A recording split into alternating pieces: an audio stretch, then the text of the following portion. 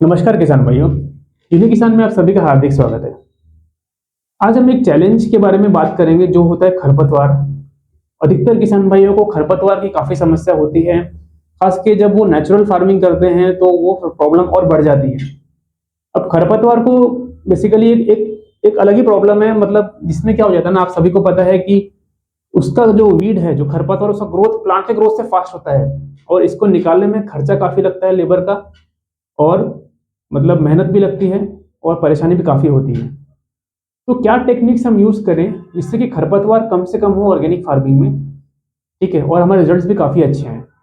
तो पूरा वीडियो ध्यान से देखिए, ठीक है, जिसके बारे में आपको बताऊंगा, कुछ टेक्निक्स बताऊंगा जिससे कि आप खरपतवार पर नियंत्रण कर सकते हैं ऑर्गेनिक तरीके से, बिल्कुल कर सकते हैं, और आपकी ग्रोथ काफ़ी अच्छी होगी फसल की अगर खरपतवार नियंत्रण में आ जाता है तो सबसे पहले ध्यान में रखिए कि खरपतवार का कारण जानिए, खरपतवार क्यों आता है।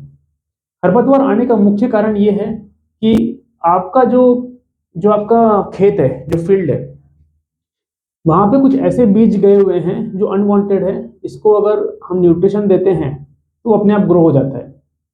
अब ये जो जो आपके जो वीड होते हैं, इसके जो बीजे होते हैं, ये कोई भी फॉर्म से आ सकते हैं, ठीक है। कोई पक्षी डाल सकता है बीज, कहीं से भी आ सकते हैं ट्रांसपोर्टेशन के माध्यम से, ठीक है। या काउडंग यूज करते हैं तो जो गोबर खाद है उसमें भी खरपतवार के बीज पाए जाते हैं, ठीक है। तो अगर काउडंग ज़्यादा यूज कर दिया, अपने टनों में डाल दिया, तो भी खरपतवार काफ़ी ज़्यादा हो जाएगा, आपको प्रॉब्लम होगी। खरपतवार बढ़ गया तो पौधे का ग्रोथ रुक जाता है और खरपतवार को निकालना बहुत मुश्किल है, बिकॉज ऑर्गेनिक में फार्मिंग में या नेचुरल फार्मिंग में कोई भी दवा ऐसी नहीं बनी है जो खरपतवार को निकाल पाए, ठीक है। तो पहला रिकमेंडेड टेक्निक ये है कि आप खेती स्टार्ट करने के पहले खेत में अच्छे से बखर करें, जो प्लाविंग रहता है वो रिकमेंडेड है स्टार्ट करने से पहले, जिससे कि मिट्टी मिट्टी बेसिकली मिक्स हो जाएगी और खरपतवार जो इनिशियल जो आता है वो आपका जो बखर जो चलता है उससे खत्म हो जाता है, ठीक है। तो वहां पे ग्रोथ वीड्स जो रहते हैं जिसका जो है ना वो कट जाता है, मतलब उसका जो स्टेज है जो स्टार्टिंग में ग्रोथ का वो खत्म हो जाता है। तो जब मशागत हो जाती है मिट्टी की तब आपका खरपतवार का पॉसिबिलिटी कम हो जाती है, वो ध्यान में रखना है आपको। सेकंड चीज, कई सारे लोग बोलते हैं, रिकमेंड भी करते हैं, और काफ़ी अच्छी चीज़ें मल्चिंग प्रैक्टिस रहती है। मल्चिंग भी आप फॉलो कर सकते हो, जहाँ पे पूरी की पूरी शीट आप बिछा सकते हो, और वहाँ पे जब पौधा आपका ग्रो होगा तो क्या होता है आपको पता ही होगा, मल्चिंग में एक होल रहता है जिससे पौधा आगे बढ़ता है। तो पौधे को ही सिर्फ न्यूट्रिशन मिलता है, आजू बाजू में जो शीट रहता है उसके अंदर सॉइल कवर्ड हो जाता है, इससे खरपतवार नहीं उगते हैं। लेकिन ये कई किसान भाई के लिए चैलेंज भी होता है, बिकॉज इसमें जो रहता है टेक्निक्स यूज करना पड़ता है। मल्चिंग शीट बिछानी पड़ती है, ठीक है। कई जगह पॉसिबल नहीं हो पाता, एक्सेसिबल नहीं हो पाता है, और बारिश में खास के पूरी शीट गीली हो जाती है तो प्रॉब्लम आती है। तो ये मैंने टेक्निक बताया था। इससे इसके अलावा आप क्या कर सकते हो ना, ये कंट्रोल्ड एनवायरनमेंट में आप फार्मिंग को प्रैक्टिस करो। ये बेसिकली इसराइल की टेक्नोलॉजी भी बोलते हैं इसको। तो क्या होता है ना कि हर प्लांट के ग्रोथ पे हमें फोकस करना है। जब हम प्लांट टू प्लांट करते हैं, जैसे कि मान लीजिए तुअर का पौधा हो, तो तुअर के पौधा जब आगे रहता है तो हमें जब उसमें न्यूट्रिशन देना है तो हमें उसको ड्रेंचिंग करना है। तो ड्रेंचिंग जब करते हो ना, तब प्लांट के स्टेम से रूट तक आप फोकस करते हो और वहीं पर ड्रेंचिंग करते हो, जिससे कि न्यूट्रिशन सिर्फ जहां पे जरूरत है वही मिल रहा है।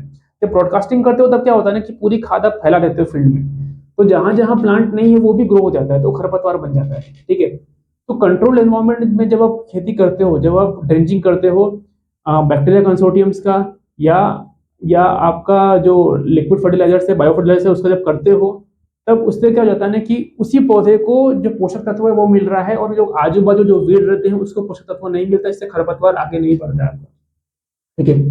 तो ड्रेंचिंग एक काफी अच्छा माध्यम है जिससे कि खरपतवार नियंत्रण कर सकते हैं। इसको कंट्रोल एनवायरनमेंट फार्मिंग भी बोलते हैं, इसमें सिर्फ पौधे पे ही फोकस करना है और हमें कहीं फोकस नहीं करना है, तो खरपतवार हम नियंत्रण कर सकते हैं, ठीक है। अगर आप ब्रॉडकास्टिंग करते हैं कोई भी खाद का, जैसे कोई भी ऑर्गेनिक फर्टिलाइजर हो गया, या मान लीजिए केमिकल फर्टिलाइजर भी ब्रॉडकास्टिंग करते हैं, जैसे किसान भाई यूरिया डालते हैं या कोई भी केमिकल डीएपी डालते हैं, तो ब्रॉडकास्टिंग में पॉसिबिलिटी ये होती है कि पौधे को तो मिल रहा है पोषक तत्व, लेकिन जो वीड्स है उसको भी मिल जाता है। अब किसान भाई काउडंग भी डालते हैं, टनों में डालते हैं, नेचुरल फार्मिंग में काउडंग प्रमोट किया जाता है, ठीक है। तो गोबर खाद में तो बीज रहेगा ही खरपतवार के, तो वो प्रॉब्लम क्रिएट करेगा, बिकॉज वो आजू बाजू सब जगह बिखर जाएगा और वहां से खरपतवार उग जाएगा। तो जब आप खेती करते ध्यान में रखिए कि ड्रेंचिंग एक ऐसा माध्यम है जो कंट्रोल एनवायरनमेंट में खेती करने के लिए रेकमेंड करता है, और वहां पे आपको ना खरपतवार की पॉसिबिलिटी एकदम कम हो जाती है। तो खरपतवार टेक्निक हम कैसे रिमूव कर सकते हैं, एक तो हम पहले बखर चला लें खेतों में खेती करने से पहले, मल्चिंग करें, मल्चिंग से आपकी खरपतवार 90% खत्म हो जाएगी, ठीक है। उसके बाद कंट्रोल एनवायरनमेंट में ड्रेंचिंग के फॉर्मूले से अगर आप खेती करते हो तो उसमें आपको खरपतवार बिल्कुल या एकदम कम मिलेगा और ऑर्गेनिक तरीके से खरपतवार को रोक पाओगे, ठीक है। इससे आपकी लेबर कॉस्ट भी कम होगी और खरपतवार कंट्रोल में रहेगा और एक अच्छी फसल मिलेगी, बिकॉज खरपतवार कंट्रोल में रहेगा तो खरपतवार पोषक तत्व नहीं ले पाएगा, पूरा पोषक तत्व पौधे को मिलेगा। इससे उसकी ग्रोथ काफ़ी अच्छी होगी, उसकी क्वालिटी अच्छी होगी, यील्ड अच्छी होगी और आपको एक बेहतरीन फसल मिलेगी। तो आशा करता हूँ कि ये टेक्निक्स आपको काफ़ी आप यूज़ कर सकते हो अपनी फील्ड में और आपको इस ये टेक्निक से लाभ होगा। ये टेक्निक का पूरा प्रोसेस यूनिकिसन ऐप में भी शामिल किया गया है, तो आप यूनिकिसन ऐप डाउनलोड करें और खरपतवार को ऑर्गेनिक तरीके से कैसे नियंत्रण कर सकते हैं, कैसे काबू पा सकते हैं, इसके बारे में पूरा जानें और उसे फॉलो करें।